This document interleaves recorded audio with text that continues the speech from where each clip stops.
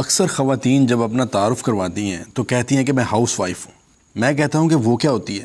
تو جواب ملتا ہے وہی جو سارا دن گھر میں ہوتی ہے اور کبھی کچن، کبھی کپڑوں، کبھی ماسی اور اکثر بچوں کو سنبھالنے میں مصروف رہتی ہے، جو ادھر سے ادھر دن بھر بھاگتی رہتی ہے۔ میں نے کہا کہ اس تعریف کے اعتبار سے تو یہ کوئی ہاؤس فلائی جیسی چیز لگ رہی ہے۔ آپ اپنے تعارف میں یہ کیوں نہیں کہتی کہ میں نیشن بلڈر ہوں، میں اس امت اور قوم کے مستقبل کا معمار ہوں، میں وہ عظیم کام کر رہی ہوں جس میں کوئی چھٹی نہیں ہوتی، کوئی میڈیکل لیو، اینول لیو، کیجول لیو، کوئی لیو نہیں ہوتی۔ میں وہ ہوں جو عمر بن عبدالعزیز، محمد بن قاسم، صلاح الدین ایوبی، طارق بن زیاد، سلطان فاتح، نور الدین زنگی، امام بخاری، امام ابو حنیفہ، ٹیپو سلطان، شیر شاہ سوری، علامہ محمد اقبال، محمد علی جوہر، غازی علم دین، رجب طیب اردگان اور ایسے ہزاروں لوگوں کے پیچھے ہوتی ہیں جس کی قربانی اور مشقتوں کے بغیر ایسے گوہروں سے ہم نہ فائدہ اٹھا پاتے نہ روشناس ہو پاتے۔ ہم ان میں سے کسی کی بھی ماں کا نام شاید نہیں جانتے، لیکن آپ کا کیا خیال ہے کہ وہ خواتین جو ان اور ان جیسے عظیم لوگوں کی مائیں اور بیویاں تھیں یا ہیں، کیا ان کی قربانی اور کنٹریبیوشن کے بغیر انہوں نے وہ سارے کام کر لیے جن کا آج ایک زمانہ مختلف ہے؟